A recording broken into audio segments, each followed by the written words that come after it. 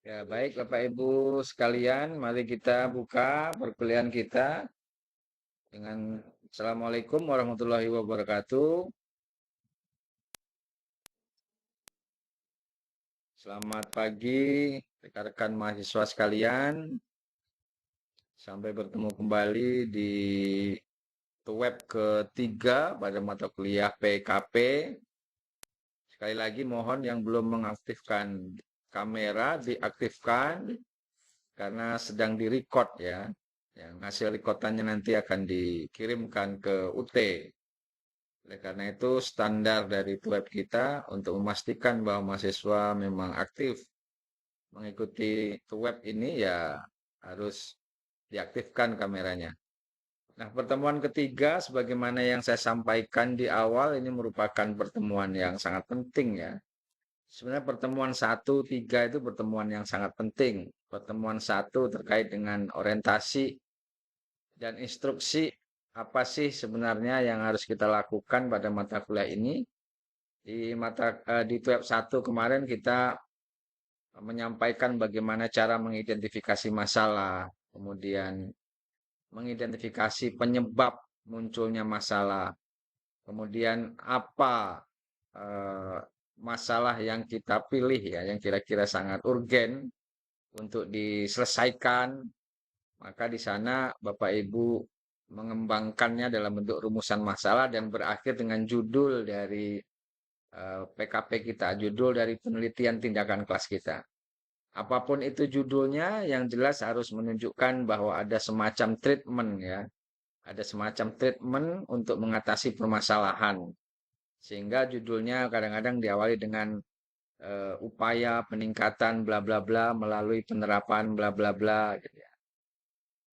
Gitu ya. Atau eh, penerapan model pembelajaran bla bla bla untuk meningkatkan bla bla bla siswa SMP, SMA sekian, kelas sekian pada materi apa. Itu sudah disampaikan di pertemuan satu dan saya yakin sudah pada punya judul. Saya lihat di web ke satu udah ada 9 orang yang mengumpulkan tugas ya. Nah, masih kurang karena kalau dilihat di daftar peserta itu ada sekitar 14-15 mahasiswa. Kemudian di web 2 saya agak heran ya karena banyak yang komplain tidak bisa mengupload tugas. Padahal sudah disetting masa uploadnya itu sampai tanggal 5 Desember. Tapi tadi saya coba otak-atik lagi, boleh dicoba ya diulang apakah sudah bisa atau belum. Nanti kalau misalkan belum ya kita cari lagi apa kira-kira penyebabnya. Harusnya sih udah bisa gitu ya. Harusnya tidak ada kendala. Tapi nanti coba di ini lagi ya dicoba lagi.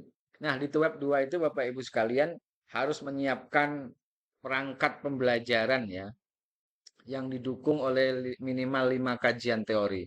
Kalau kemarin Bapak Ibu sudah punya judul, misalkan penerapan model project based learning, ya misalkan ya, untuk meningkatkan motivasi dan hasil belajar siswa, misalkan, maka Bapak Ibu harus membuat perangkat pembelajaran dengan model PJBL itu untuk siklus satu, ya. Dan juga Bapak Ibu wajib melakukan kajian teori minimal 5 terkait dengan PJBL. Jadi misalkan kajian teorinya dari buku, misalkan dari jurnal, dan seterusnya. Minimal untuk pertemuan ketiga ini diwajibkan ada 5 lah gitu ya. Yang nanti itu akan dijadikan sebagai rujukan di dalam tulisan laporan nanti ya. Yang akan masuk ke dalam daftar pustaka gitu.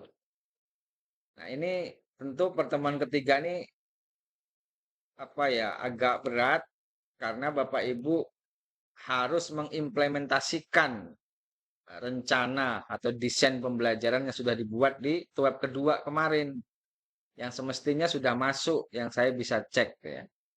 Jadi runutannya begitu Bapak Ibu memiliki judul menerapkan model pembelajaran tertentu, strategi tertentu, media tertentu atau pendekatan tertentu, kemudian mengembangkan perangkat pembelajarannya untuk 2 siklus, siklus 1, siklus 2.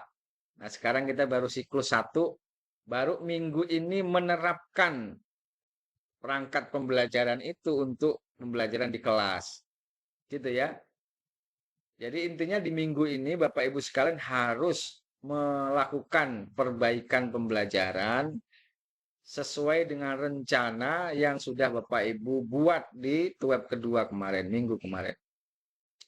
Tentu saja dari sekian guru ini ya ada yang sudah menerapkan kurikulum Merdeka Belajar dan ada juga yang masih kurikulum 13 barangkali ya. Nah, kalau di kurikulum 13 istilah untuk apa desain pembelajaran, rancangan pembelajaran ini ya diistilahkan dengan perangkat pembelajaran namanya. Yang isinya di sana ada RPP gitu ya.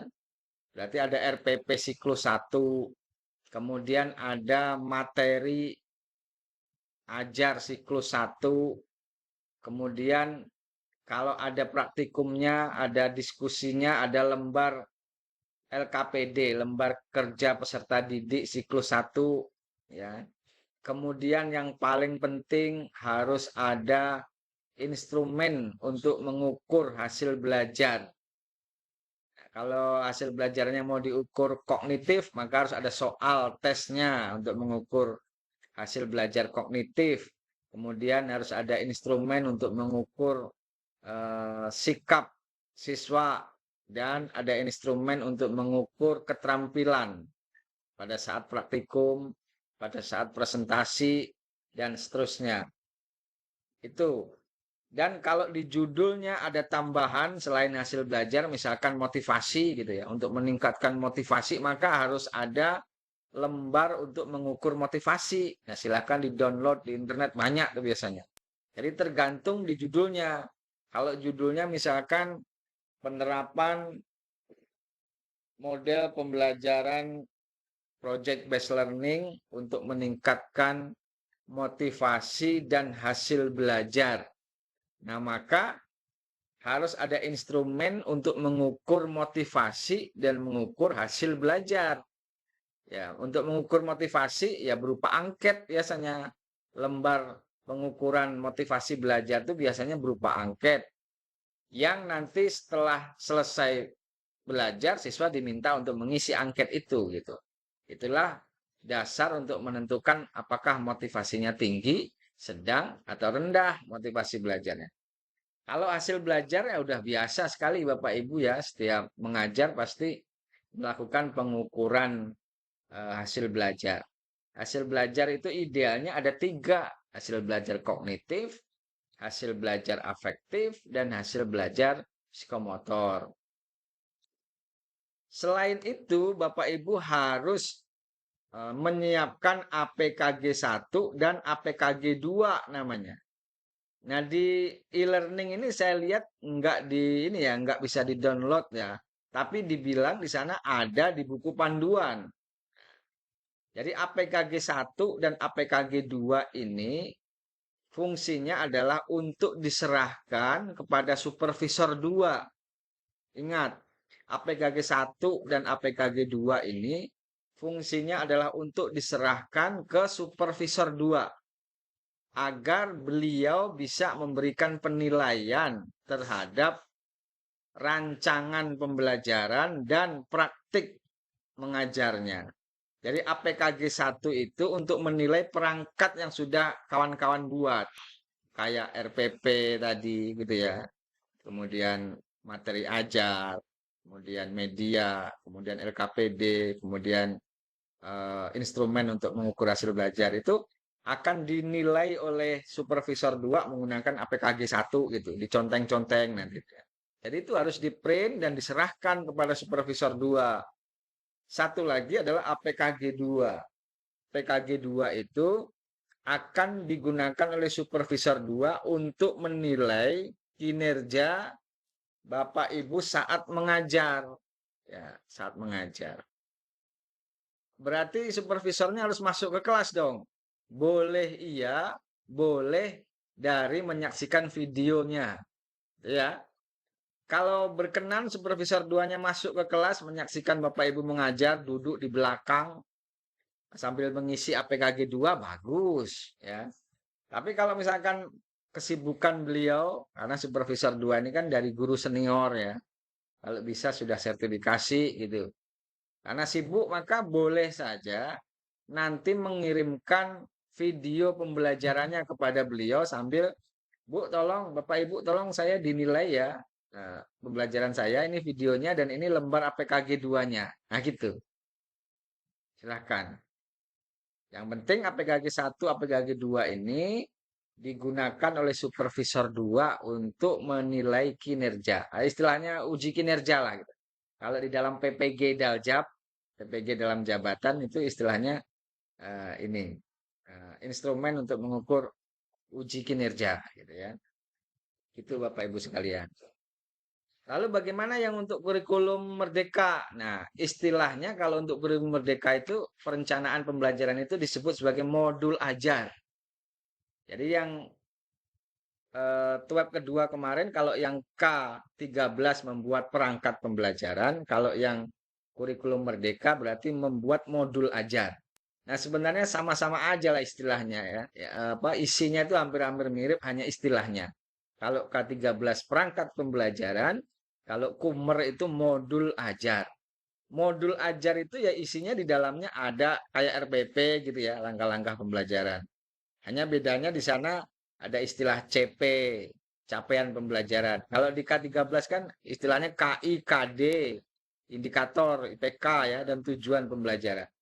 Nah, kalau di Kumer itu istilahnya yang berubah. Di sana ada CP, capaian pembelajaran. Kemudian ada elemen ya, ada elemen pemahaman dan elemen proses. Nanti masing-masing elemen ini juga dideskripsikan capaian pembelajarannya. Pada fase apa? Kalau SMP itu fase D misalkan itu ya. Terserah nanti Bapak Ibu apa ngajar SMP atau SMA. Yang penting terkait dengan fisika. Kemudian di kurikulum 13 itu paling ada tambahan profil pelajar Pancasila gitu ya. Kemudian langkah-langkah pembelajarannya sama, ada tujuan pembelajaran, ada tujuan pembelajaran dan alur tujuan pembelajaran. Kemudian ada langkah-langkah pembelajarannya sama, ada instrumennya sama gitu ya. Instrumen untuk mengukur hasil belajarnya apa? Ada materi pembelajarannya sama, ada LKPD sama ya. Sebenarnya yang berubah itu hanya istilah-istilahnya saja. Kalau kita gali maknanya sebenarnya nggak jauh berbeda ya. Ya, begitu. Nah, kalau itu semua udah dipersiapkan, di-prepare, kemudian di-upload ya, agar saya bisa lihat, saya bisa memeriksa. Mestinya sudah di-upload sih, kalau tidak ada kendala. Dan minggu ini dalam rentang mulai dari hari Senin sampai Sabtu besok itu, tugas Bapak Ibu adalah melaksanakan praktik perbaikan pembelajaran menggunakan perangkat pembelajaran atau modul ajar yang sudah Bapak Ibu buat. Nah, itu. Dan itu kita namakan sebagai siklus 1. Ya, siklus 1. Artinya Bapak Ibu menerapkan rencana pembelajaran siklus 1. Ya. Siklus 1 istilahnya. Nah, siklus 1 itu boleh selesai dalam 1 kali pertemuan atau selesai dalam 2 kali atau 3 kali pertemuan. Terserah, tergantung pada materi yang Bapak Ibu masukkan di dalam rancangan pembelajaran tadi. Kalau memang materinya itu tuntasnya di 2 kali pertemuan atau model pembelajarannya panjang, PJBL misalkan, maka tidak masalah. Maka satu siklus pertemuan berarti berisi lebih dari satu pertemuan. Kalau selesai dalam 1 kali pertemuan, apakah boleh? Boleh. Silahkan ya. Jadi rancangannya, materinya selesai dalam 1 kali pertemuan. Gitu. Kalau tidak selesai dalam sekali pertemuan, ya 2 kali pertemuan, 3 kali pertemuan. Tapi masih dalam konteks siklus 1.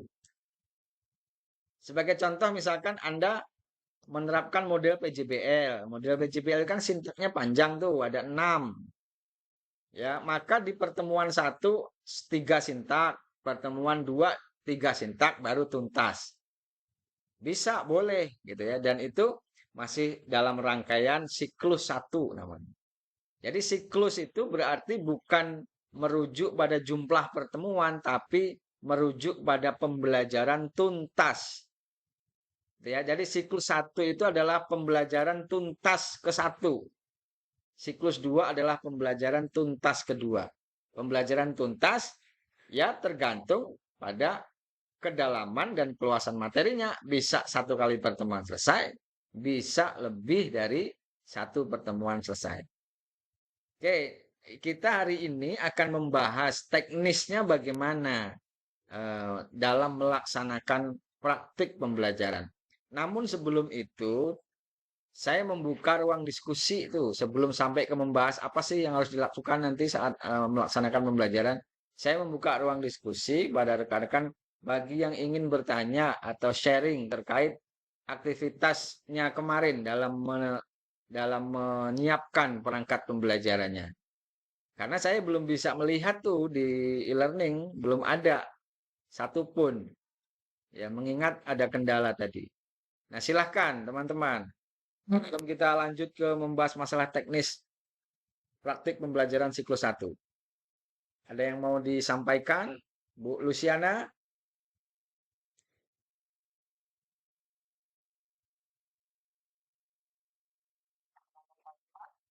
Ya, selamat pagi.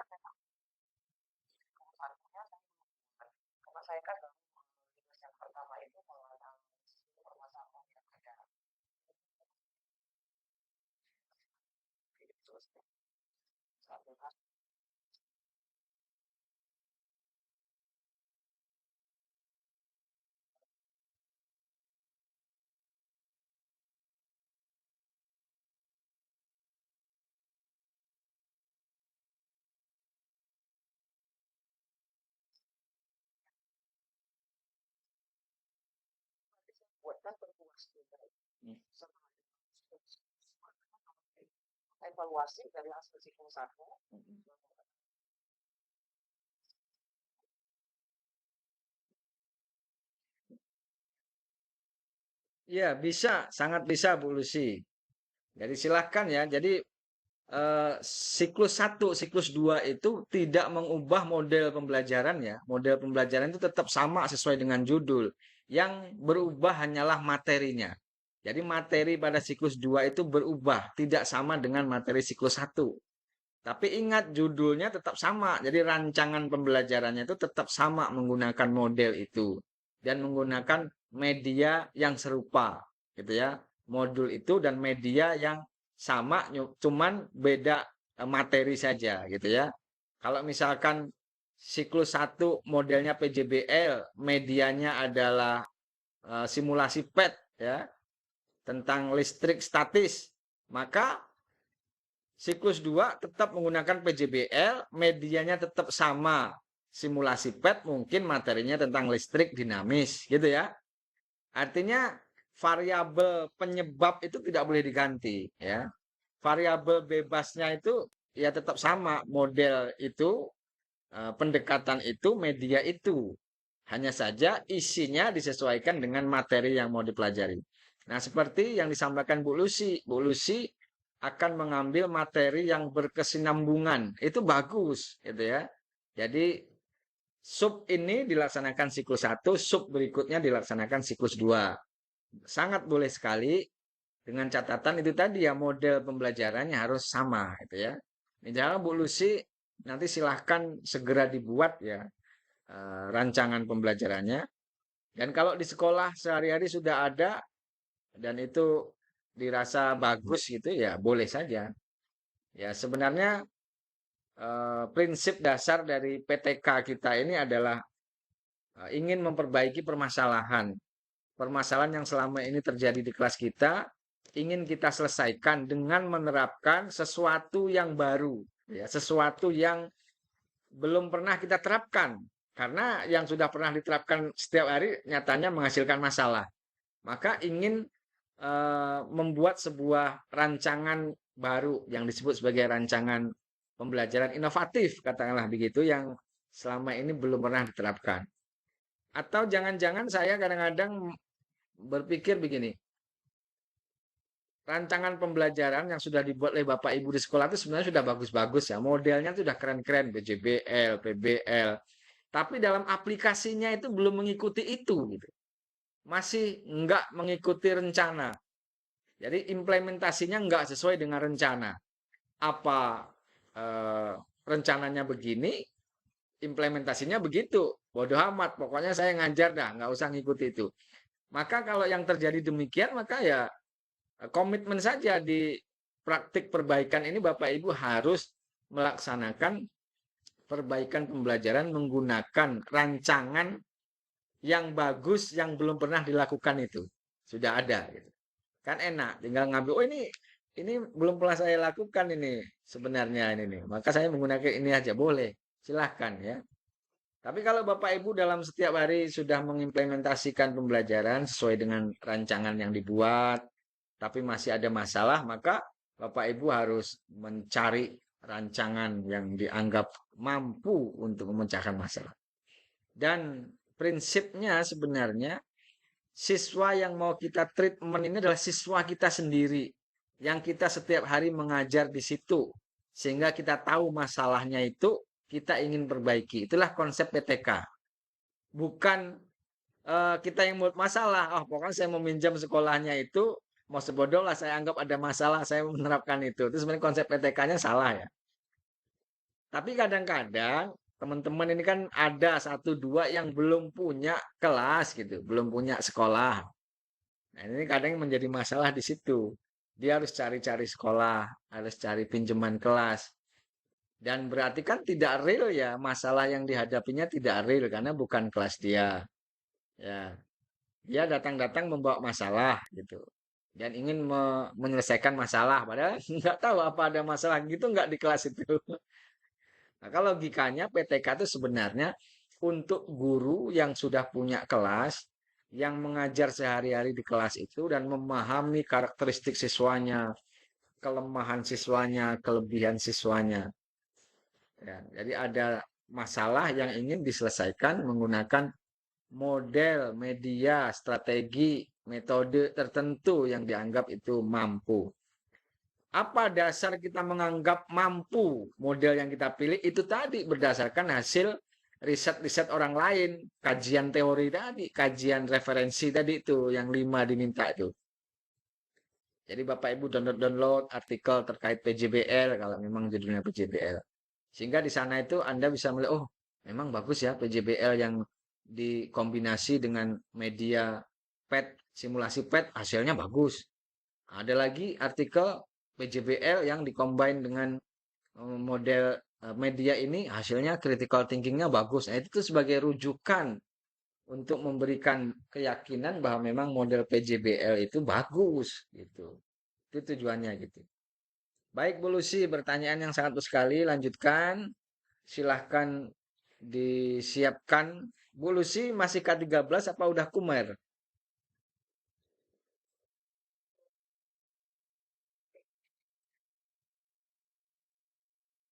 Ya, nggak apa-apa. Silahkan siapkan rencana perangkat pembelajarannya. Ya, ingat ya, yang paling penting dalam hal ini adalah RPP, kemudian medianya yang mau dipakai, RPP, media, dan instrumen pengukuran hasil belajar itu yang penting sekali. Karena nanti itu akan dilampirkan di dalam laporan. Ya.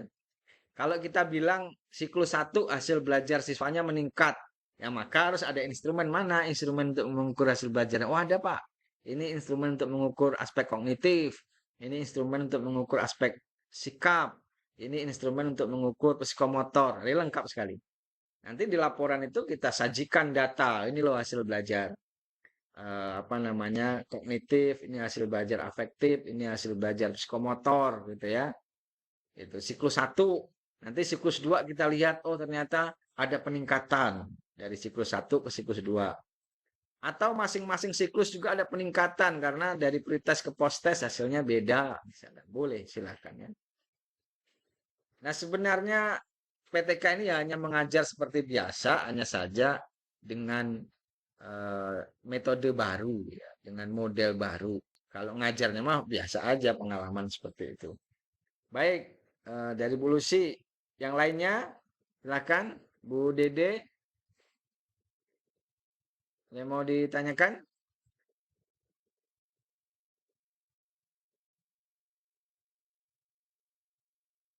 Mbak Firda, ada yang mau ditanyakan?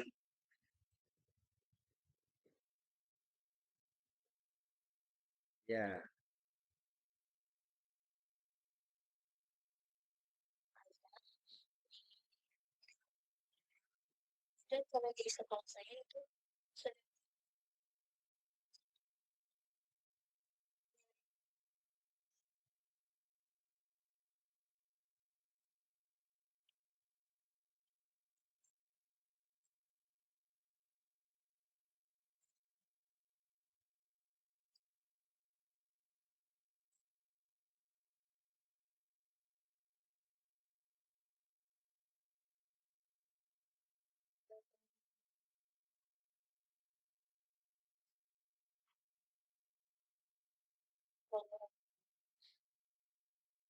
ya, ya sebenarnya di dalam Kumber itu kan penguatan profil pemuda Pancasila ya, berpikir kritis, gotong royong, dan lain-lain sebagainya itu ya.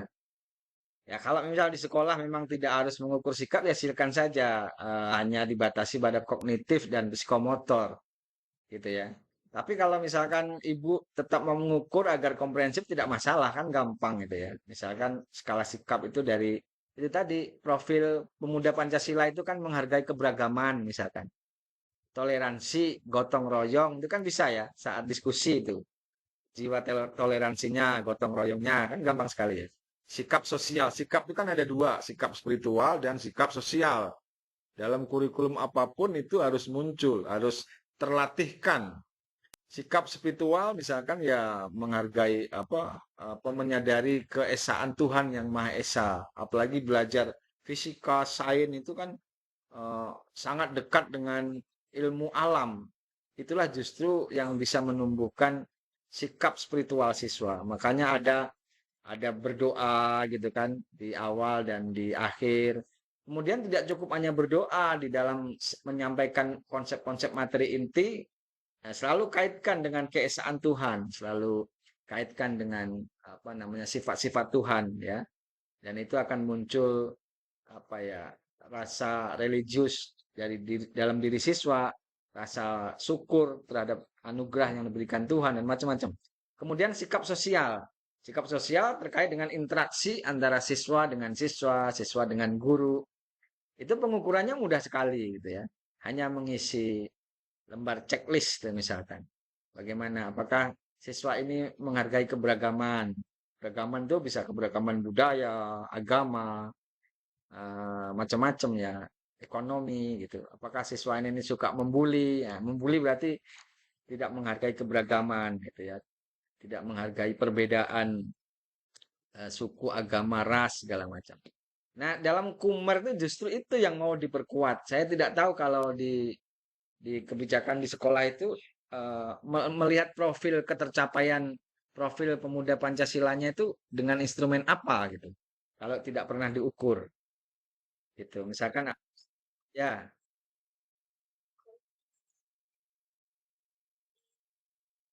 ya, ya.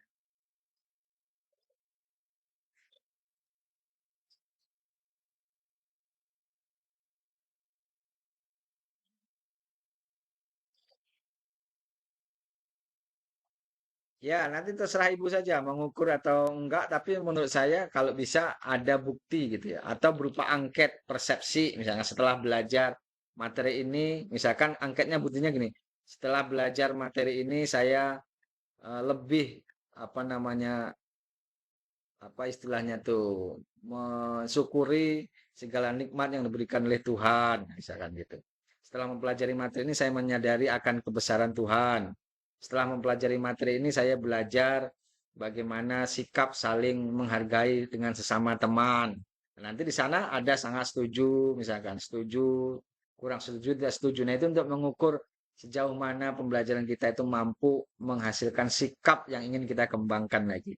Itu kan data yang sangat bagus ya. Kalau include saja ke pengukuran kognitif dan psikomotor ya ya kita bilang udah include tapi kan tidak ada bukti nyata apakah tercapai atau tidak. Karena belum tentu seseorang yang memiliki nilai kognitif tinggi 90 itu attitude-nya bagus. Bener nggak? Karena kita mengukur kognitifnya itu hanya dengan soal-soal. Itu misalkan begini, sebutkan nama-nama Presiden Republik Indonesia. Nah, disebutkanlah mulai dari Soekarno. Betul, kita nilai 90. Baguslah memang ya, tapi eh, apakah dengan nilai itu dia memiliki sikap attitude yang bagus? Kan tidak terukur maksudnya, tidak terukur. Nah, kalau itu bisa diukur dengan sederhana saja, itu akan memberikan nilai tambahan. Maksud saya begitu. Toh tidak sulit ya kalau misalkan apa download di ini di internet misalkan penilaian aspek afeksi pada kurikulum 13 materi ini tuh kayaknya ada.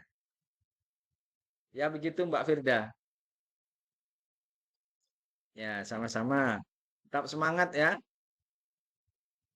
Ada lagi Mas Restu. Oh iya, Bu Lucy. Mm-mm. Ya, itu nanti akan segera kita bahas tuh terkait dengan teknis. Ya, ini kita bahas dulu terkait dengan persiapan rancangan pembelajaran. Barangkali Bu Nosa, ada yang mau disampaikan Bu Nosa? Ini saya lihat Bu Nosa nih agak backgroundnya bagus ini, real, sejuk kayaknya. Nah, itu tuh di pinggir jalannya Bu Nosa ya.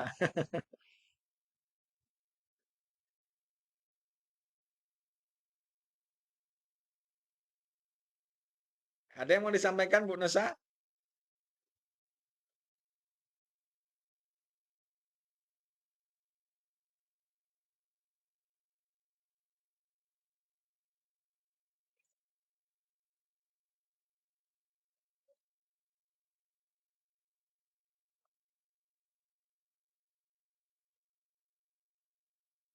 Ya, 5 referensi itu judulnya misalkan buku. Nah, Ibu punya buku, nanti buat Word lain di laman Word gitu ya.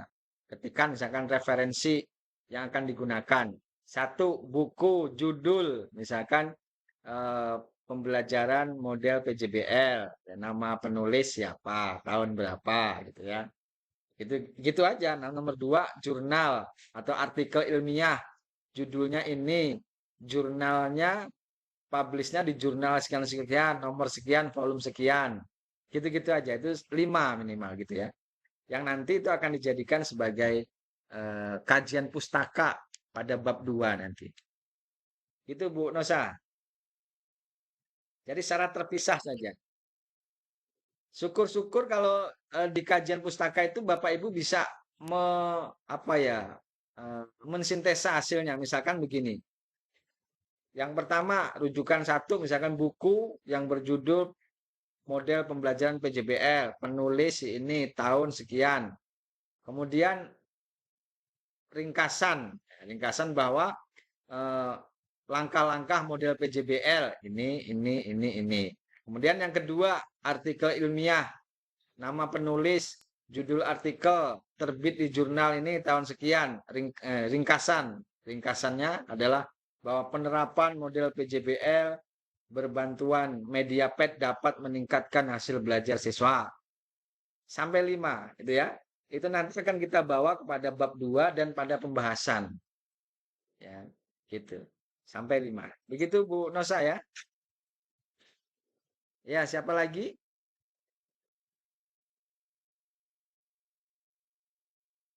Mas Restu, ada? Halo, Mas Restu Tondo, apakah bisa mendengarkan suara saya? Ada yang mau disampaikan?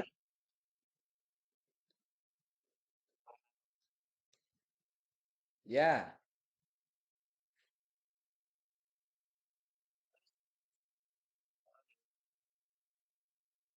ya,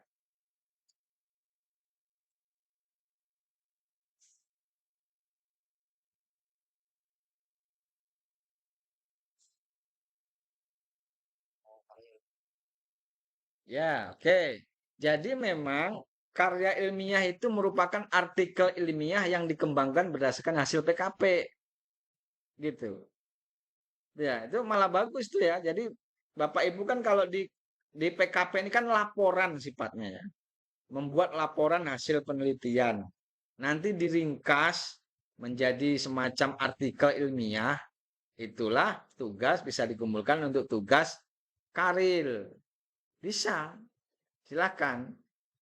Gitu ya. Jadi itu tadi bahwa PKP ini adalah melakukan riset yang nanti hasilnya ditulis dalam bentuk laporan riset, laporan PKP. Kalau karil itu membuat karya ilmiah lebih cenderung kepada artikel, ya, pada artikel atau ringkasan-ringkasan sari-sari dari laporan ini tadi. Nah, silakan, nggak apa-apa, gitu ya. Tapi dasarnya mestinya adalah PKP ini, bukan artikelnya dulu, bukan bukan karilnya dulu, tapi PKP-nya gitu ya. Kalau selesai PKP pasti selesai juga karilnya, ya gitu.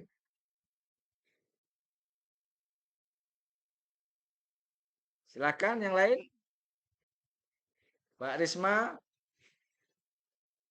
Mbak Imeh,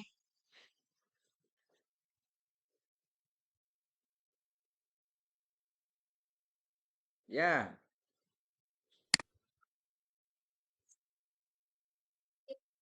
Kedua itu berarti kan susun rancangan perbaikan apa minimal referensinya ya Pak. ya, rancangan pembelajaran lengkap, Bu Imeh. Rancangan pembelajaran Ya, lengkap itu ya ada RPP, ada materi, ada instrumen pengukuran hasil belajar, gitu ya. Kemudian ingat lagi tadi APKG 1, APKG 2 itu sebenarnya untuk diserahkan ke supervisor 2 saat praktik. Ya. Terus kalau judul Bu Imeh itu ada variabel lain selain hasil belajar, misalnya kayak motivasi, ya, dan lain-lain, maka harus ada instrumen itu. Kalau nggak ada instrumennya kan nggak mungkin kita dapat info terkait itu. Ya, begitu maksudnya.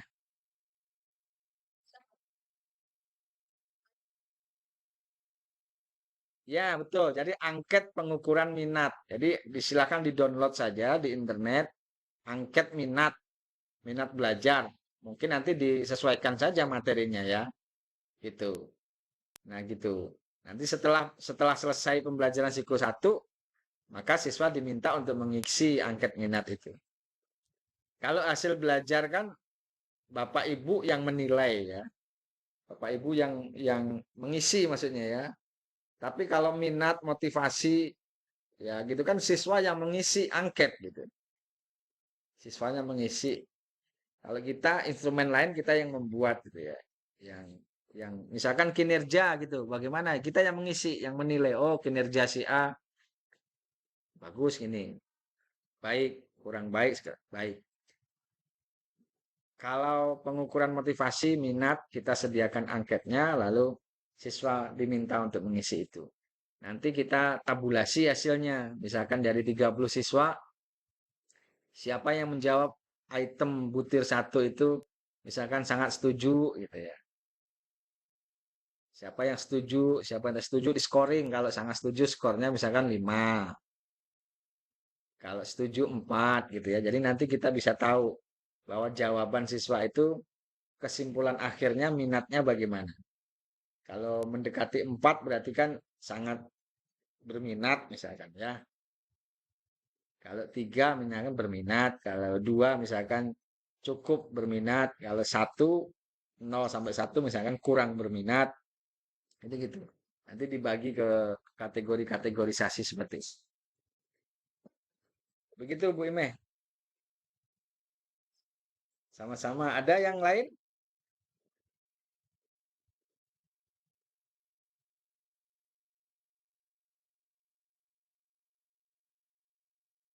Ya, kalau tidak ada lagi pertanyaan, kita akan coba melanjutkan ya penjelasan teknis terkait dengan praktik. Ya. Bagi yang ingin minum dulu silakan. Ya, santai saja Bapak Ibu boleh kok sambil minum, sambil makan cemilan ya. Kan jauh-jauh nggak mengganggu. Kalau deket-deketan ya bau nih makan bakso enak bener kayaknya nih nggak konsentrasi. Apalagi Bu, ya Bu Nusa gimana?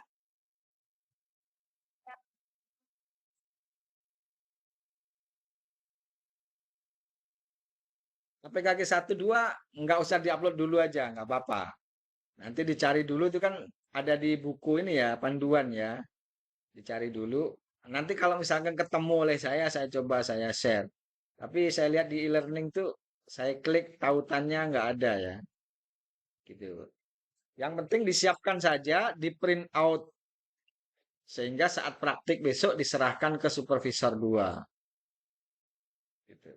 Atau kalau supervisornya nggak hadir, ya nanti ibu serahkan video pembelajaran ibu, nah, kasih apa APKG-nya ke beliau. Bu, tolong Pak, Bu, tolong nilai saya ya. APKG 1, APKG 2 ini tolong diisi berdasarkan ini perangkat saya ini, kemudian ini video pembelajaran saya, gitu. Nah, diisi, lalu ditandatangani. Dan kalau nggak salah ada diketahui kepala sekolah kalau nggak salah ya, dicap.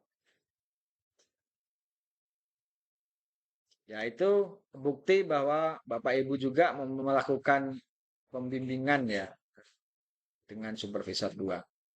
Karena nanti setelah Bapak Ibu melaksanakan pembelajaran itu akan ada refleksi ya. Salah satu bentuk refleksinya itu berdialog dengan supervisor 2 terkait dengan perangkat yang sudah kita buat dan kinerja saat kita ini. Ada dialog sambil ngisi lembar refleksi.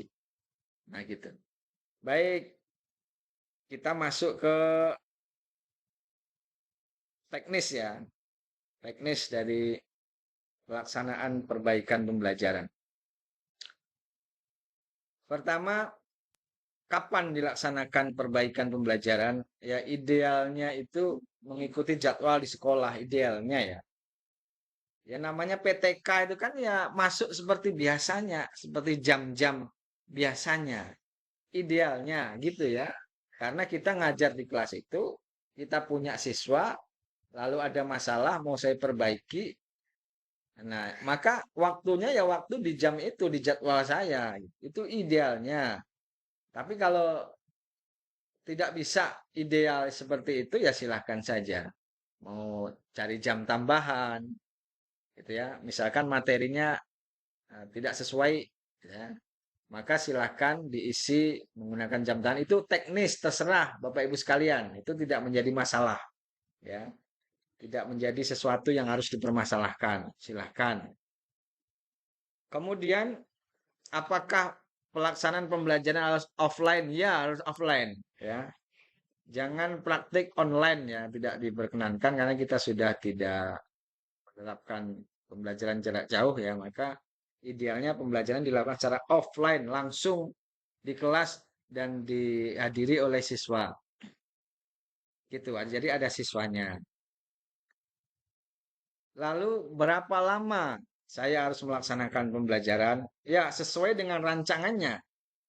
Sesuai dengan rancangan yang di RPP itu. Berapa jam gitu ya. Apa 40 menit atau 40 kali 2 menit, terserah tergantung pada desainnya. Apakah desain saya ini cukup satu pertemuan, 2 kali pertemuan? Ya itu diserahkan kepada Bapak Ibu sekalian.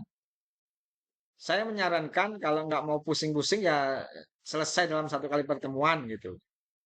Karena memang siklus 1 ini diberikan waktu hanya 1 minggu. Kalau 2 kali pertemuan, punya utang nanti minggu depannya, gitu ya.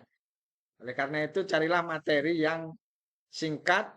Kalaupun modelnya panjang PJBL ya proyeknya itu yang singkat saja, yang tidak harus dikerjakan selama seminggu di rumah.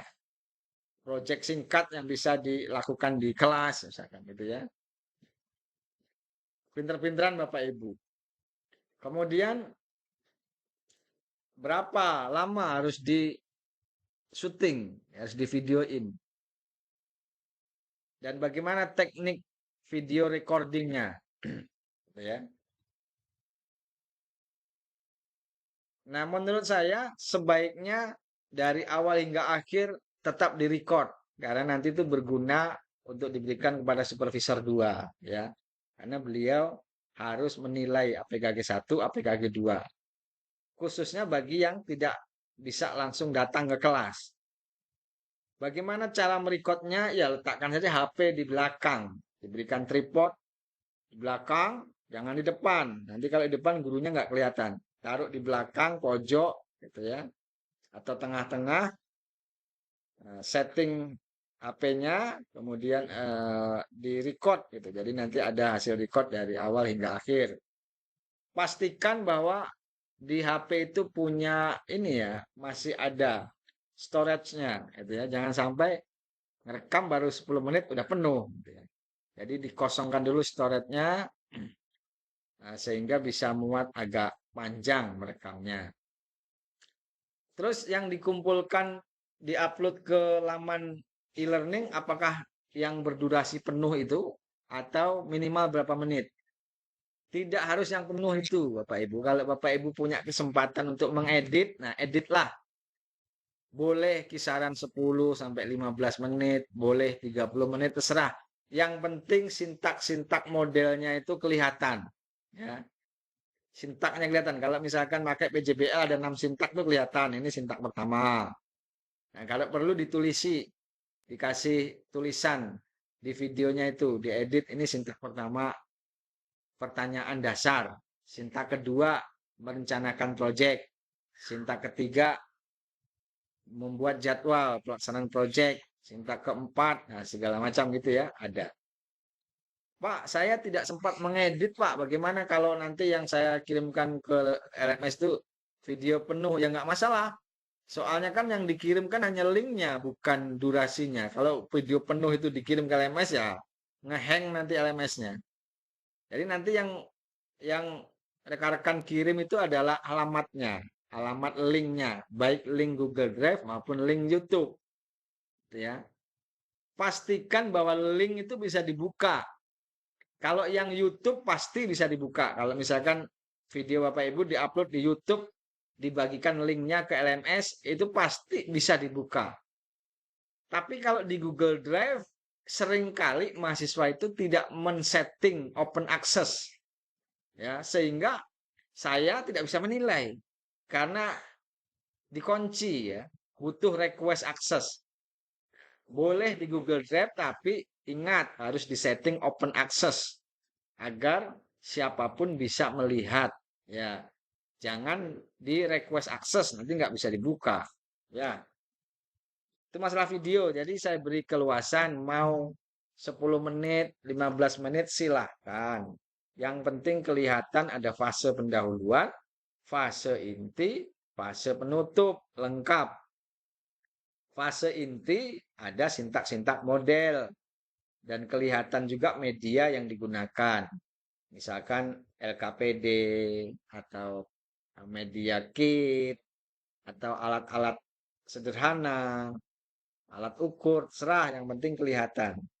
Malah yang digarisbawahi di LMS kita ini adalah tampak media yang digunakan. Kita ada kalimat begitu ya. Oke, jadi terserah Bapak Ibu mau panjang, mau pendek, yang penting menggambarkan langkah pembelajaran fase pendahuluan, fase inti, fase penutup. Tapi kalau menurut saya, kalau Bapak Ibu punya sumber daya dan kemampuan mengediting, ya cukuplah 10 menit, 15 menit yang untuk di LMS itu. Tapi udah kelihatan fase pendahuluan, inti, dan penutup. Ya, begitu. Tapi kalau, waduh Pak, saya nggak bisa Pak mengedit-edit video. Gimana kalau file aslinya aja yang panjang itu, linknya saya bagian. Ya, silahkan. Ya, saya hanya ingin melihat bahwa memastikan bahwa Bapak Ibu itu sudah melaksanakan perbaikan pembelajaran. Oh iya, berarti guru itu sudah mengajar, sudah mengukur hasil belajar, kelihatan di sana ada pretest, ada post-test gitu ya. Ada praktik, oh, kelihatan, ada alat media yang digunakan itu udah cukup bagi saya. Oh, ada siswanya gitu kan. Gitu ya, tidak masalah. Kemudian untuk ngisi APKG ya, untuk APKG itu idealnya gurunya bisa masuk ke kelas. Kalau tidak bisa ya menggunakan video. Karena tahapan PTK itu ada 4 sebenarnya ya. Nanti di laporan ini akan dibahas satu persatu. Tahapan PTK itu ada 4. Yang satu adalah perencanaan. Satu siklus PTK itu terdiri dari 4 tahapan. Siklus 1 terdiri dari 4 tahapan. Siklus 2 terdiri dari 4 tahapan. Tahap pertama apa? Perencanaan. Nah, perencanaan itu tadi, Bapak Ibu, membuat modul ajar, membuat perangkat pembelajaran, menyiapkan kelas, menyiapkan media, itu masuk ke bagian perencanaan. Yang kedua, tahapnya adalah pelaksanaan. Nah, minggu ini kita mau masuk tahap 2 itu, siklus 1. Tahap kedua siklus 1, yakni pelaksanaan pembelajaran. Jadi Bapak Ibu melaksanakan pembelajaran ngajar pakai RPP itu, materi itu, soal-soal itu. Yang ketiga tahap observasi sebenarnya ya, observasi. Tahap ketiga, itulah makanya butuh observer. Observernya itu adalah itu tadi, supervisor 2 tadi itu, observernya ya sebenarnya. Dan observer ini sebenarnya harus masuk ke kelas, mengobservasi pembelajaran dari belakang, duduk di bangku belakang gitu ya. Jangan di depan, di belakang. Kalau di depan mengganggu konsentrasi siswa. Belakang gitu ya, sambil menilai keterlaksanaan pembelajarannya menggunakan APKG 2 tadi itu ya. Tapi karena kadang-kadang ada yang tidak bisa masuk, maka tahap ketiga observe ini boleh dilaksanakan via video ya. Tidak harus di kelas itu. Menurut saya gitu ya. Kalau memang tidak bisa, tapi kalau memang bisa ya idealnya kita undang untuk masuk. Banyak juga kok kawan-kawan yang supervisor duanya itu observernya itu masuk menilai langsung, mengisi APKG 1 dan APKG 2-nya itu di belakang, di tempat duduk paling belakang, gitu ya. Gitu. Sambil mengisi APKG 1, APKG 2. Tapi kalau tidak bisa dicapai keadaan ideal, maka boleh diberi dispensasi keringanan mengisi di luar kelas dengan menyaksikan video. Yang keempat, refleksi. Nah, itu. Jadi ada perencanaan, pelaksanaan, observasi, refleksi. Ya, refleksi. Nah, ada yang namanya lembar refleksi. Nah, itu boleh di-download ya. Lembar refleksi itu ada isiannya. Salah satu isinya itu misalkan berdiskusi dengan observer tadi, supervisor 2, kira-kira kelemahan apa? Kelemahan saya itu apa? Gitu ya, dalam pembelajaran tadi. Kelebihannya apa? Nah, gitu-gitu. Jadi refleksi, merefleksi kelemahan, kelebihan, macam-macam gitu ya. Kemudian rencana perbaikan kalau masih ada kelemahan. Kalau masih ada kelemahan itu perbaikannya apa rencananya? Itu direfleksi. Nanti di laporan juga dibahas tuh. Nanti saat kita udah masuk laporan akan Bapak sampaikan bagaimana menulis perencanaan, bagaimana menulis pelaksanaan, bagaimana menulis bagian observasi, bagaimana menulis bagian refleksi. Itu jangan dipikirkan dulu, ya. Yang penting Bapak Ibu siap secara mental, secara apa namanya, untuk melaksanakan siklus 1 ini, gitu ya. Semuanya disiapkan, kelasnya disiapkan. Kalau butuh media tertentu yang harus dipakai disiapkan. Menggunakan TIK biasanya tidak perlu disiapkan. Kalau membutuhkan komputer, misalkan siswanya harus bekerja di depan komputer atau HP Android atau apa, itu butuh dipersiapkan. Baik, saya membuka ruang diskusi untuk kawan-kawan sekalian untuk bertanya-tanya agar jangan sampai nanti bingung saat mau implementasi. Ayo silakan.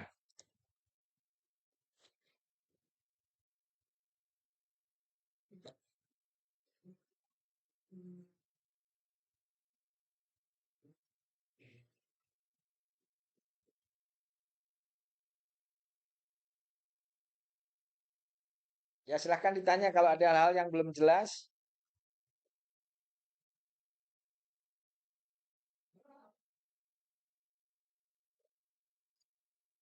Ya,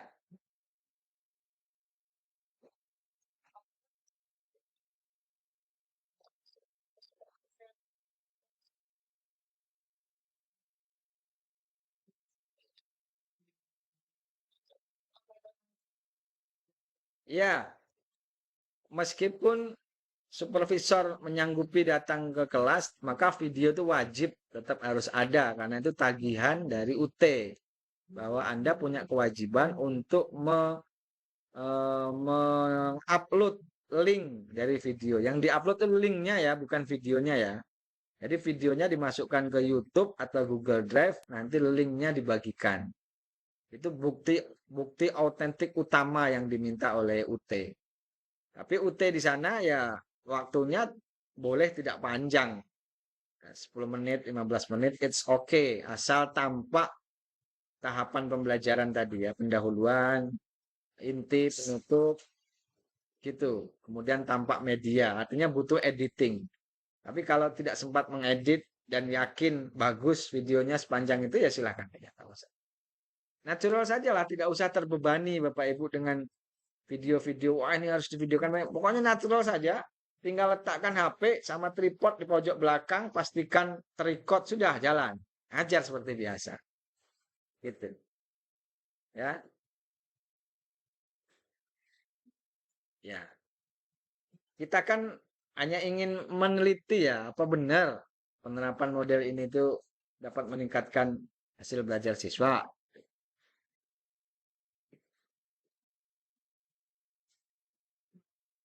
Ada pertanyaan lain?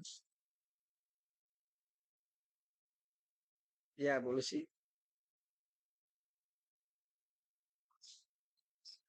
Ya,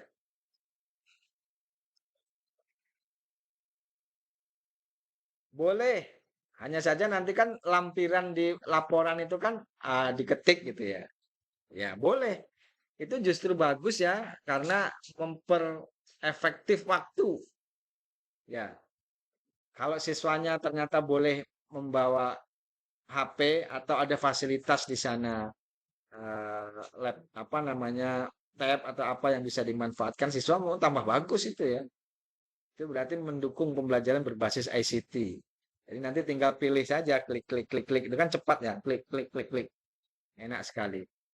Dan post testnya juga boleh pakai itu gitu ya.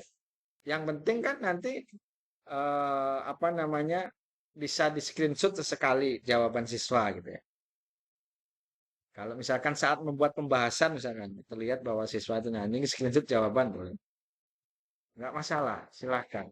Yang penting bagaimana pembelajaran itu berjalan efektif. Memang kalau pretest menggunakan manual itu ya butuh waktu ya, butuh waktu. Kalau mau tidak pakai pretest, nanti yang dibandingkan adalah nilai siklus 1, siklus 2, apakah ada peningkatan? Ya nggak apa-apa juga sih sebenarnya. Tapi lebih informatifnya sebenarnya setiap pertemuan ada pretest post-test. Nanti kelihatan di pertemuan satu dia ada peningkatan sebelum belajar dengan setelah belajar. Siklus 2 juga nanti begitu, sebelum belajar, setelah belajar, apakah ada peningkatan. Lalu nanti dibandingkan nilai akhir siklus 1 dan nilai siklus 2, apakah ada peningkatan gitu.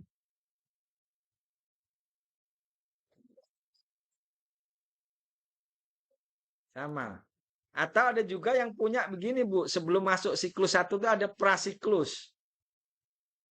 Prasiklus itu isinya adalah salah satunya adalah guru memberikan soal pretest ya yang sudah digabung antara siklus 1 siklus 2. Pokoknya kamu kerjain ini deh. Misalkan soal 1 sampai 10 itu sebenarnya untuk pertanyaan siklus 1. 6 sampai 10 itu untuk siklus 2. Jadi di luar itu, di luar saat jam ngajar itu. Sehingga saat ngajar itu punya waktu yang lebih luas.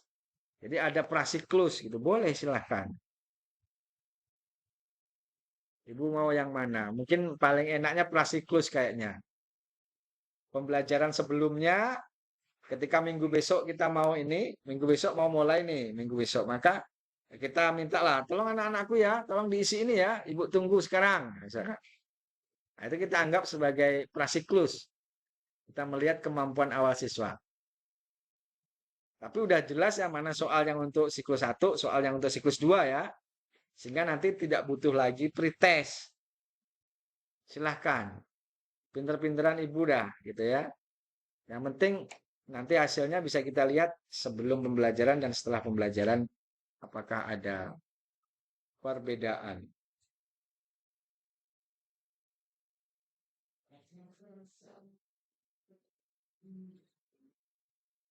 Oke?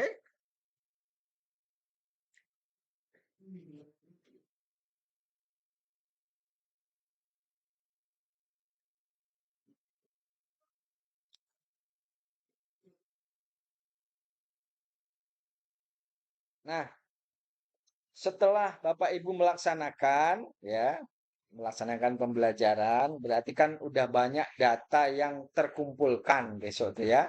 Data apa yang terkumpulkan? Satu adalah data hasil belajar kognisi misalkan. Kedua, data jawaban. Kertas jawaban tes kognisi pengetahuan. Kemudian ada data penilaian afeksi. Misalkan yang ada centang-centang.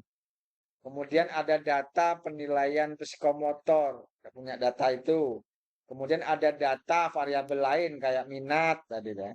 Motivasi kayak gitu. Punya data itu. Maka data ini yang akan kita olah, yang akan kita organize karena data ini merupakan bukti real dari pelaksanaan riset kita. Nah, coba kita bahas dulu bagaimana teknik untuk mengisi eh, lembar afeksi itu kan. Kadang agak bingung kalau siswanya banyak kan kita bingung ya. Eh, harus ngisi per siswa gitu, bingung ada. Psikomotor juga begitu. Karena siswanya banyak, kita tuh bingung kalau mau mengisi apa namanya satu persatu gitu. Maka sebenarnya ada tekniknya Bapak Ibu ya. Dalam mengisi lembar penilaian afeksi dan lembar psikomotor tadi itu. Jadi Bapak Ibu itu sebenarnya tidak mesti harus memantengi satu persatu, kayaknya nggak mungkin deh gitu ya. Si siswa ini kayak mana? Ya Bapak Ibu lihat saja hal-hal yang apa istilahnya ya menonjol. Siswa yang menonjol dan siswa yang menonjol karena keaktifannya dan menonjol karena ketidakaktifannya. Kan bisa kita lihat ya.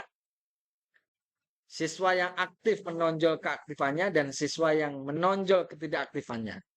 Caranya begitu saja. Misalkan menilai psikomotor, ya. Siswa yang aktif tahu kita si A, B, C, D itu grade-nya pasti grade atas, penilaiannya pasti bagus. Yang menonjol ketidakaktifannya kita juga tahu paling hanya berapa orang, tuh dua, tiga, ini itu nilainya paling bawah. Yang lainnya itu di antara itu, Bapak, gitu ya. Yang lainnya itu berarti di rentang tengah-tengah itu ya. Sangat aktif tidak, tidak aktif juga tidak. Artinya ya sedang-sedang ya. Maka yang lain itu bisa kita prediksi ya berada di tengah-tengah itu. Yang penting yang paling aktif ini, yang paling tidak aktif itu ini, itu penilaiannya. Psikomotor juga begitu. Oh, ini siswa yang sangat aktif, ini yang tidak aktif. Ada juga yang menilai psikomotor itu berdasarkan hasil kelompok. Jadi disamain gitu, boleh ya silahkan lah. Kalau kelompoknya misalkan kira-kira homogen keaktifannya, hanya beda-beda tipis, bolehlah hasil kelompok itu dijadikan sebagai dasar untuk menilai siswa. Jadi di kelompok satu ini siswanya ada 4, karena hasil kelompoknya laporannya misalkan 80, maka 4 siswa ini 80. Silahkan saja lah kalau begitu ya. Silahkan. Yang penting ada dasarnya ya. Dan penilaian psikomotor afeksi itu sebenarnya dinilai di sepanjang pembelajaran Bapak Ibu. Tidak boleh menilai psikomotor dan afeksi itu hanya karena kedekatan gitu. Misalkan, "Oh, anak ini rajin loh membantu saya," itu. Disuruh-suruh ke kantin belanja, mau. Beli rokok, mau. Diminta ini itu, mau. Oh, maka ini afeksinya bagus nih. Tidak boleh ya. Makna afeksi psikomotor itu haruslah ya dinilai di dalam ruangan pada saat pembelajaran. Pertimbangan di luar ruangan boleh-boleh, tapi presentasinya kecil gitu ya, tidak dominan. Yang dominannya itu afeksi dan psikomotor itu dinilai pada saat proses pembelajaran. Itulah pentingnya guru kalau di fisika itu harus ada kegiatan praktik, kegiatan kinerja ilmiah itu tujuannya untuk itu. Ya, untuk menilai perkembangan siswa pada aspek keterampilan dan sikap.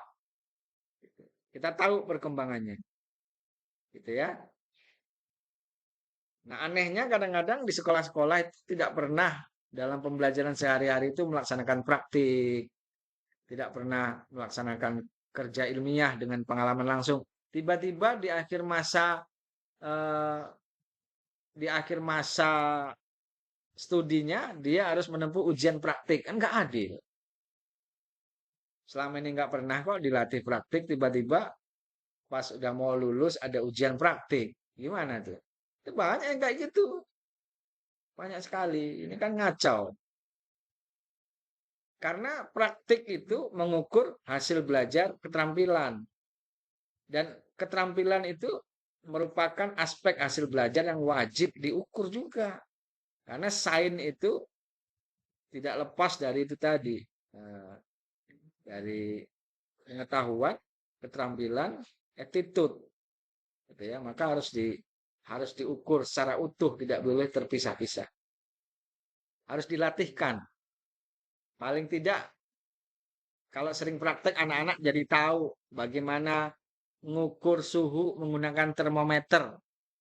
Itu tuh kalau nggak dilatihkan susah Bapak Ibu karena kenyataannya teori itu nggak sama dengan praktek. Misal begini, di kelas Bapak Ibu ngajar ke siswa, anak-anak sekalian, alat untuk mengukur suhu atau temperatur sebuah benda atau zat atau lingkungan itu adalah termometer, gitu ya.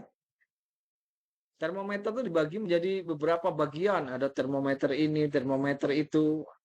Skalanya ada skala derajat Celcius, Fahrenheit, Reaumur, Kelvin, macam-macam dipelajari gitu ya.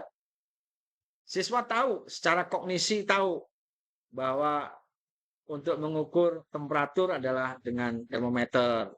Kemudian mentransfer dari satuan Celcius ke Reaumur, Fahrenheit, Kelvin, tahu, pinter.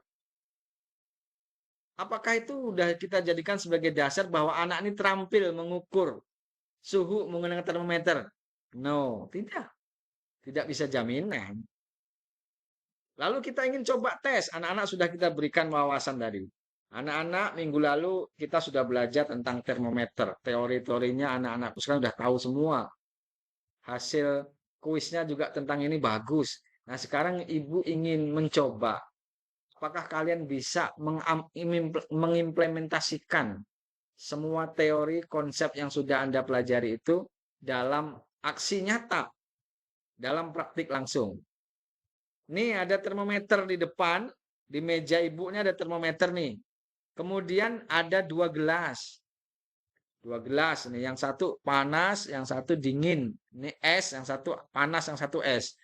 Coba praktekkan bagaimana melakukan pengukuran sehingga Anda dapat informasi berapa derajat air yang panas ini, berapa derajat air yang dingin ini. Nah, itu tentu saja setiap siswa itu beda-beda caranya. Meskipun konsep yang kita ajarkan tadi sama, ada yang datang langsung ambil termometer, misalkan termometer, langsung ambil termometer, masukkan ke ini, langsung dilihat gitu ya.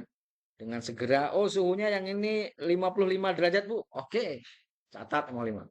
Yang dingin, nah, oh yang dingin ini 2 derajat Bu, oke, macam-macam. Ada yang agak-agak bingung gitu kan, mengambil termometernya, kemudian dimasukkan dalam sampai ujungnya ini menyentuh dasar termometer, dasar gelas misalkan. Lalu melakukan pengukuran, oh ini 50 derajat Bu, macam-macam ya, tidak sama. Apakah itu benar? Ya salah. Loh kok bisa? Padahal mereka sudah belajar teori loh. Ya itu kan teori. Prakteknya tidak sama. Karena ibu tidak mengajarkan di kelas bagaimana mempraktekkan mengukur suhu sehingga anak-anak tidak tahu. Ternyata untuk mengukur suhu itu butuh prosedur yang benar. Oh, prosedurnya yang pertama jangan pegang termometernya. Kenapa? Nggak boleh dipegang langsung. Karena nanti akan kontak dengan badan kita, belum mengukur sudah naik. Sudah mengukur suhu tubuh kita. Maka termometernya harus diikat dengan tali. Tali itulah yang dipegang. Apakah Bapak Ibu mengajarkan gitu saat belajar teori? Tidak. Itu ya, tidak diajarkan itu. Oh, begitu. Oke ya, gitu. Lalu dicelupkan ke air. Cara celupnya kan gimana? Ya masukkan termometernya tapi jangan sampai ujungnya ini menyentuh gelas. Kalau ujungnya menyentuh dasar gelas, maka yang terukur bisa jadi adalah suhu dari gelas itu. Apakah itu diajarkan saat belajar teori? Tidak. Teori itu sibuk mengajarkan konversi dari Reaumur ke Fahrenheit ke Kelvin. Kemudian bagaimana prosedur mengukur yang benar, membaca yang benar, berapa derajat Celcius? Apakah anak tadi celup langsung posisinya tidak lurus dengan skala mengatakan 52 derajat benar? Salah. Yang benar adalah mata kita ini harus lurus dengan skala, ya, dengan skala agar lebih akurat membacanya. Nah, gitu ya. Lebih akurat sampai miring. Oh ya, ternyata bukan 52 tapi itu 50. Kelihatan 52 karena mata saya ada di atas. Ya, salah gitu. Ternyata banyak hal loh hanya dari ngukur termometer doang loh itu. Belum yang lain-lain. Tidak sama antara konsep yang dipelajari dengan aplikasi. Nah, sekarang kan modelnya udah digital semua itu. Digital itu ya minim psikomotor sebenarnya. Ya keuntungannya kalau untuk riset mempermudah kita karena digital, pokoknya udah di setting tidak masalah mau pegang dimanapun. Saat dimasukkan terukur digital. Itu mestinya untuk peneliti, memudahkan peneliti. Tapi kalau untuk mengukur psikomotor yang digital-digital itu kurang bagus sebenarnya. Karena tidak terukur skillnya. Coba kalau yang analog tidak digital tadi, megangnya aja kelihatan.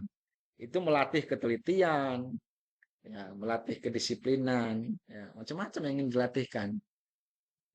Ya, melatih kepresisian. Oh, ternyata yang dipegang talinya celupkan, lalu jangan nyentuh ke dasar. Oh, kalau mau membaca berapa sih, berapa derajat mata kita tuh harus lurus dengan skalanya. Itu baru termometer, belum yang alat-alat lainnya, ya. Nah, gitu maksud saya.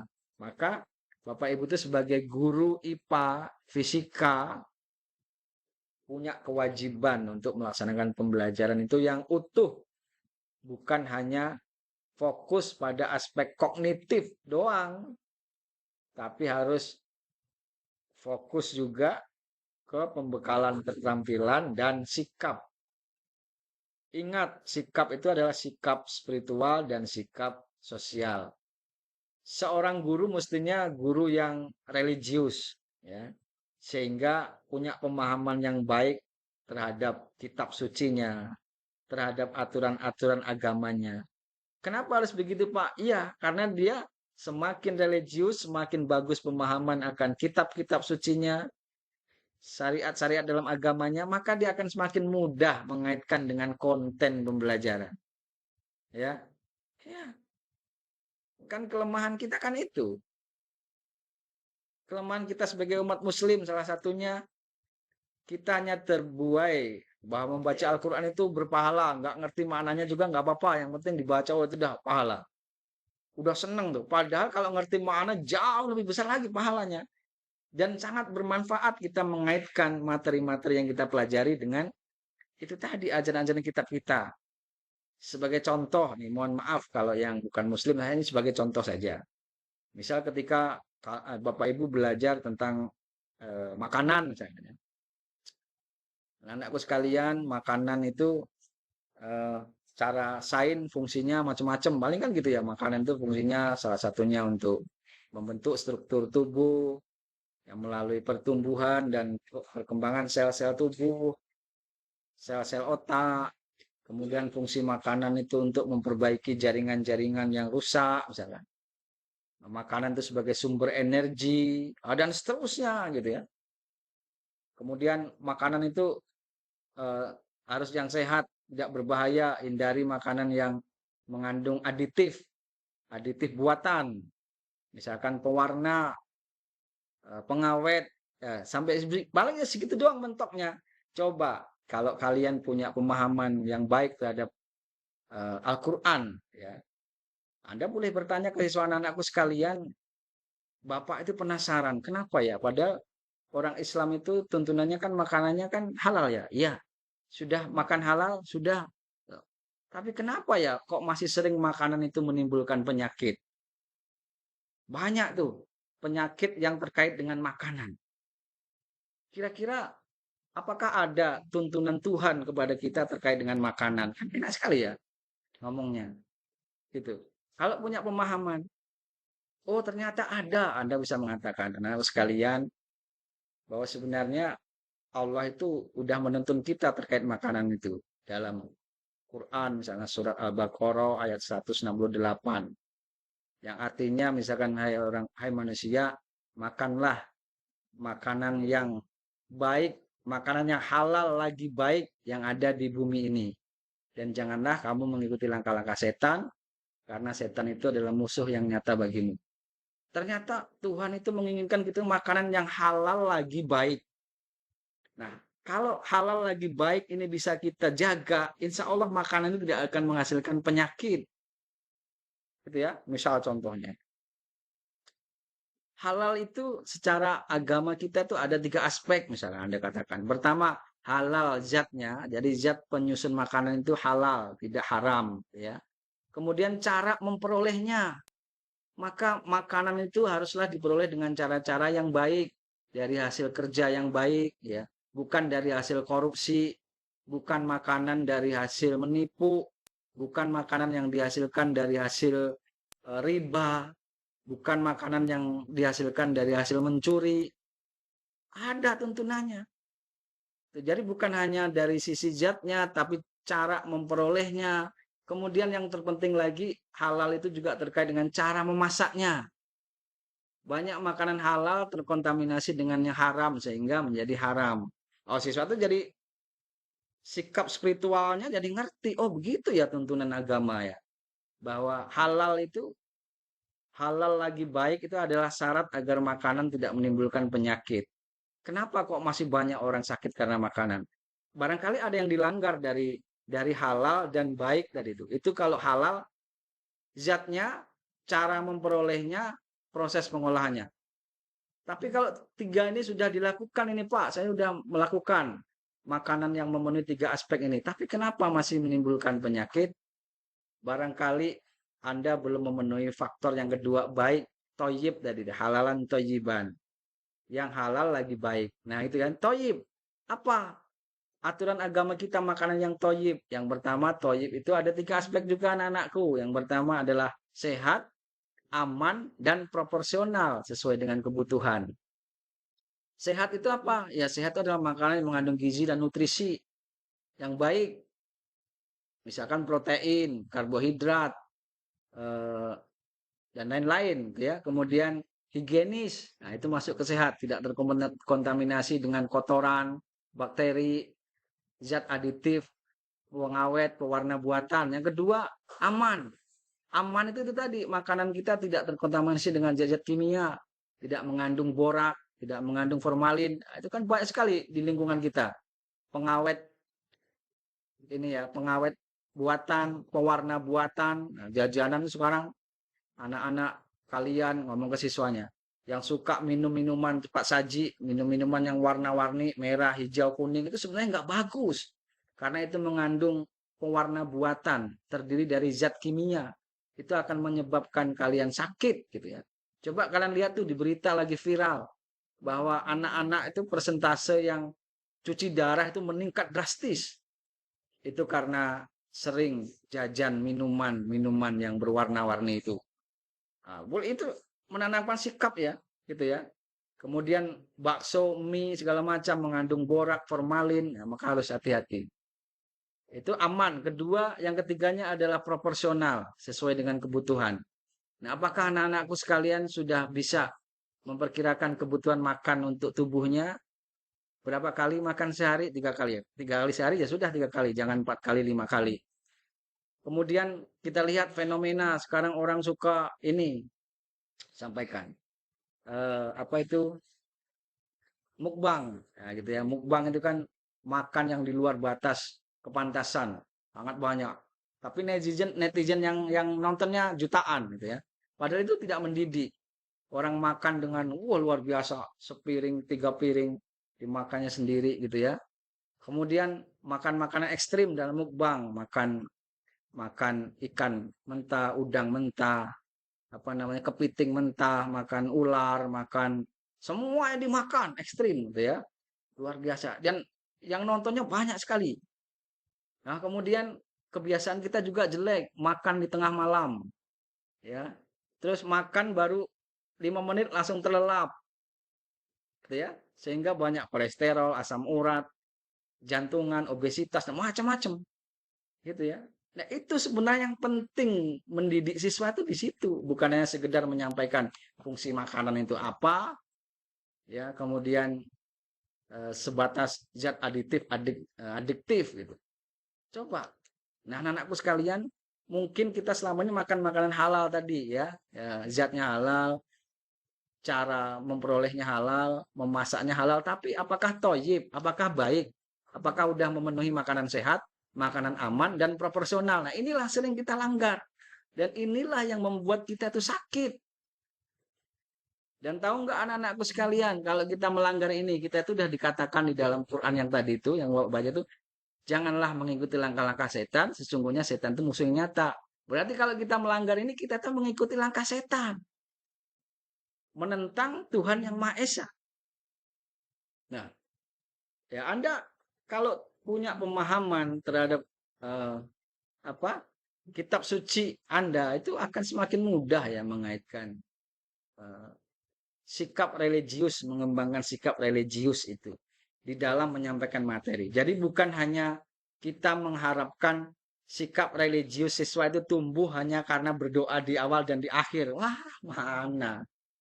Kita yang mendengarkan Ustadz 2 jam aja nggak ngaruh. Gitu ya. Apalagi siswanya berdoa di awal, berdoa di akhir. Diharapkan sikap religiusnya berkembang. Wah, itu sangat mengada-ngada itu ya.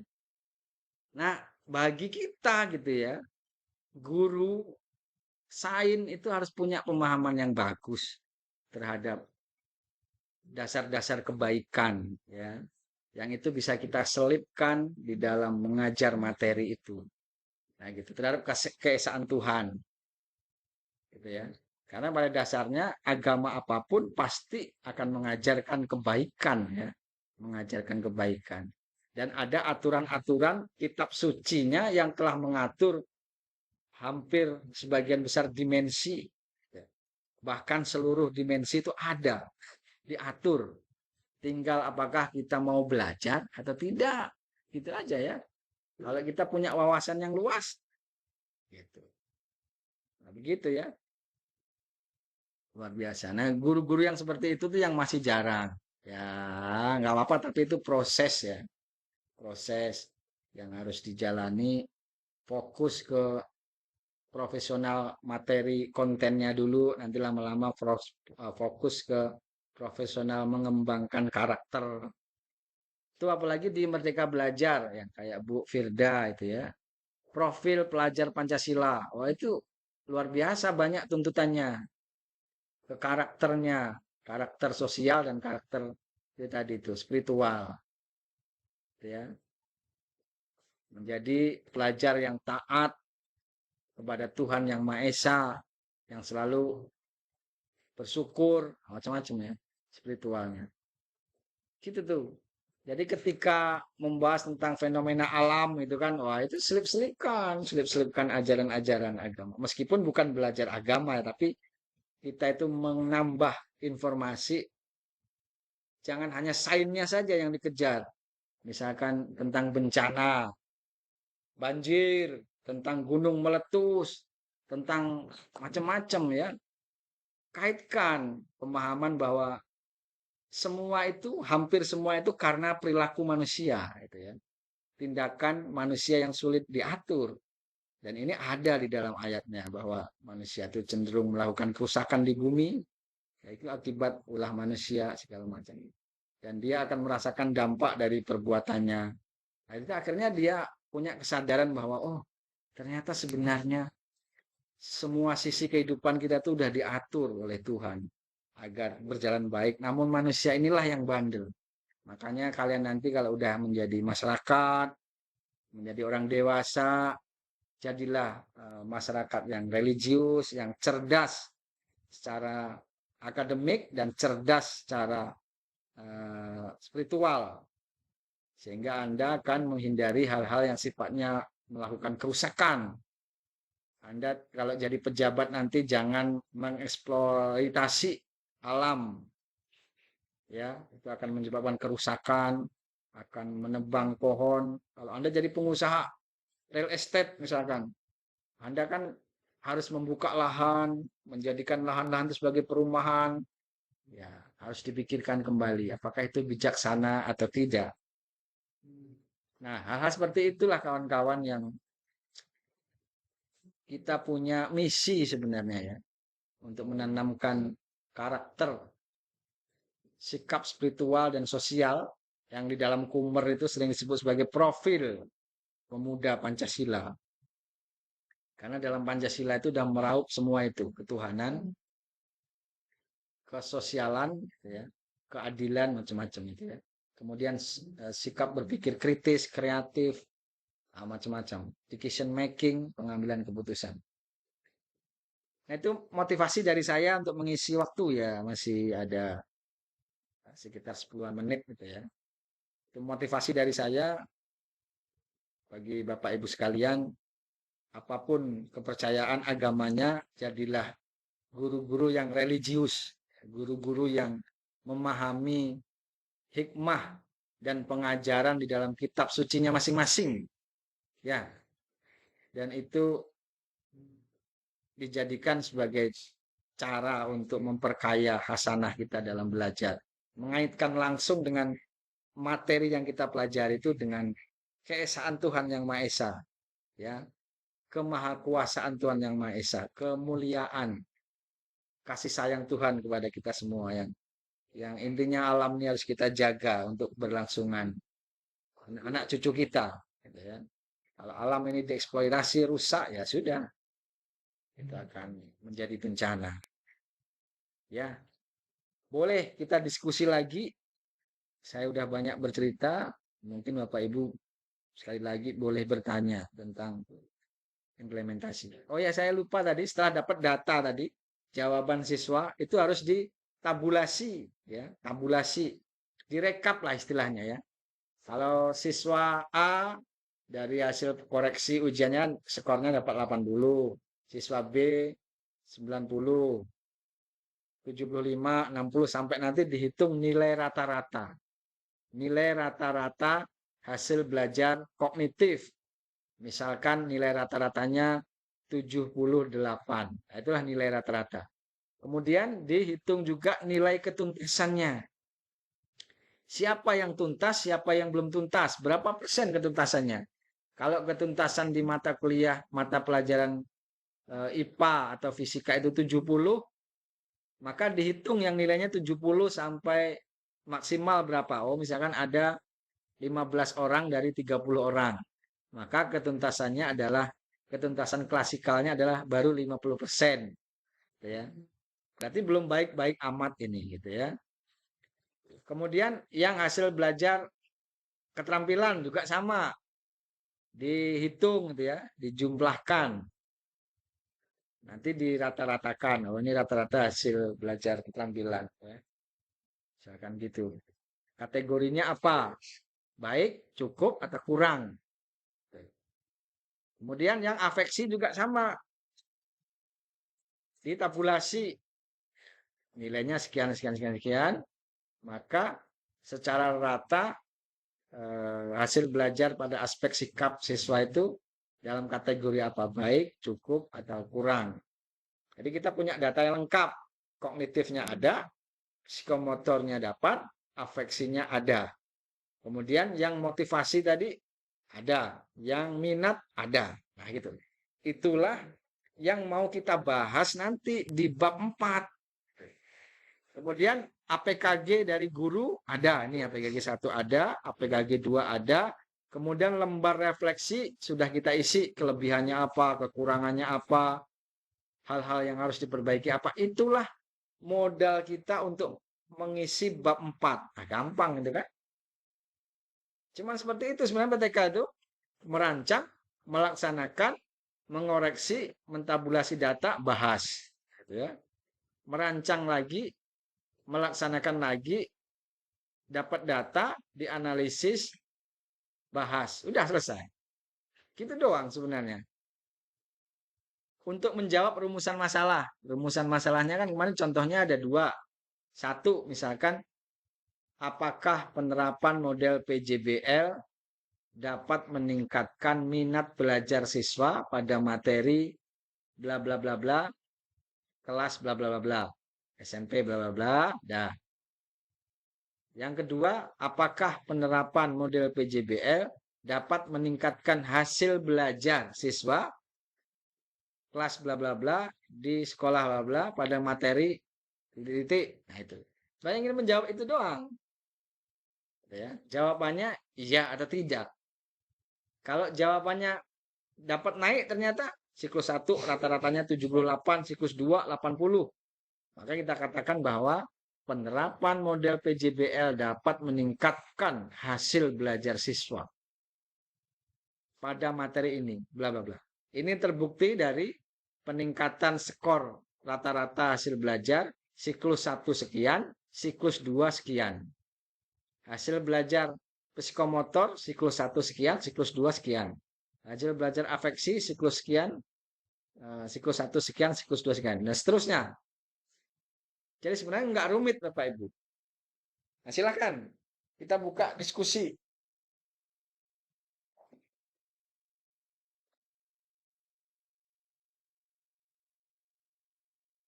Ya, Bu Imeh, Berarti berarti boleh pakai Photoshop ya, Pak? boleh pakai apa? Oh, Boleh, boleh, boleh pakai Google Phone, silakan. Kan tambah mudah ya, gitu. Tinggal siswa mengisi klik-klik nanti kan hasilnya bisa kita ini ya ekspor ya dalam bentuk Excel nanti kan ya. Nah itulah data. Silakan. Cuman nanti di lampiran laporan itu harus ada bunyi butir-butir angket itu dalam bentuk hard copy-nya gitu kan. Dalam bentuk hardnya ada ditulis gitu. Dalam Word gitu ya. Soft file-nya ada. Kalau metodenya, tekniknya itu kan namanya teknik ya, teknik pengumpulan data. Silahkan. Saya malah senang tuh kalau pakai teknologi gitu. Jadi efektif. Terus irit pula, tidak harus eh, print, tidak harus eh, apa namanya copy kan. Irit sekali. Kemudian dari sisi pemeriksaan juga kan gampang. Udah terekam semua data-data. Dan memang tren sekarang itu untuk mengisi angket-angket itu ya menggunakan ini ya Google Form ya.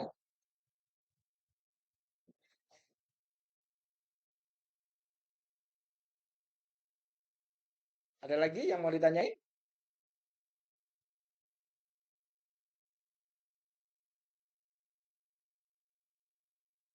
Sudah paham semua ya terkait dengan tugas 3 ya?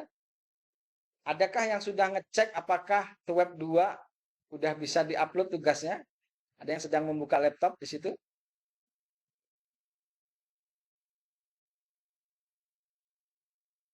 Saya juga belum tahu ya apa sebabnya kok tidak bisa. Padahal settingannya udah sama persis dengan web 1. Coba dilihat lagi.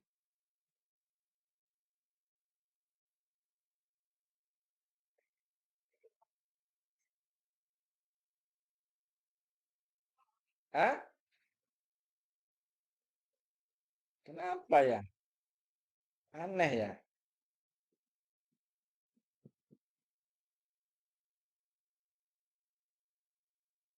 Nah, itu juga aneh ya karena biasanya di e-learning itu dosen itu hanya men-setting tanggalnya saja. Misalkan dibuka dari tanggal sekian dan diakhiri tanggal sekian. Kemudian berapa file yang bisa diupload oleh mahasiswa. Misalkan 5 file, 2 file, itu udah saya setting 8 file ya. Kemudian setiap file itu berapa ukuran uploadnya apakah bisa 10 megabyte, udah Bapak setting 10 megabyte, udah semua itu sebenarnya. Tapi kok belum bisa, itu yang membuat saya penasaran. Apa ya? Nanti saya coba otak-atik lagi dan sambil diskusi dengan pengelola. Rasanya itu ya Bapak Ibu sekalian, tanpa terasa sudah hampir 2 jam, ya. 2 jam kurang dikit. Silahkan kawan-kawan men-screenshot pertemuan kita. Yang belum aktif kamera, silakan diaktifkan, di screenshot sebagai bukti kehadiran kita.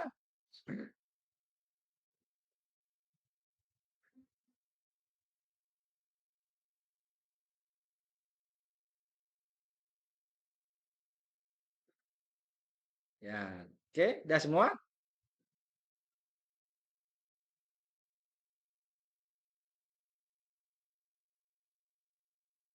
Oke, kalau sudah komunikasi kita lakukan melalui WA Group, jangan sepi-sepi aja. Dan kalau ada pertanyaan tidak mesti harus selalu Bapak yang menjawab ya. Jadi teman-teman itu bisa saling memberikan informasi terkait apa yang ditanyakan. Jadi kelihatan bahwa kita itu memang teman sekelas gitu loh, meskipun tempatnya jauh-jauh. Tapi kita bersatu di dalam WA Group tuh dari saling mensupport bahwa antara kita itu bukan kompetitor ya. Bukan kompetitor, tapi kita itu satu tim yang berangkat bersamaan dan ingin lulus secara bersama-sama. Gitu ya.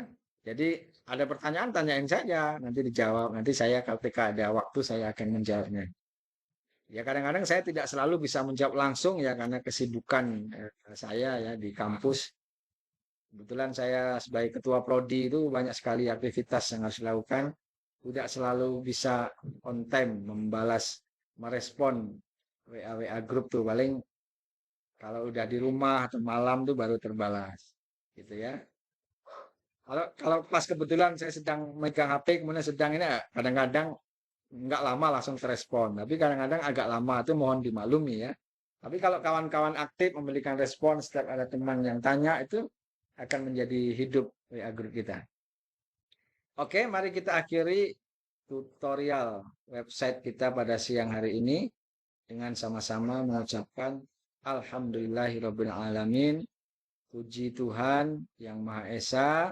Assalamualaikum warahmatullahi wabarakatuh. Selamat siang. Ya, boleh meninggalkan ruangan Zoom.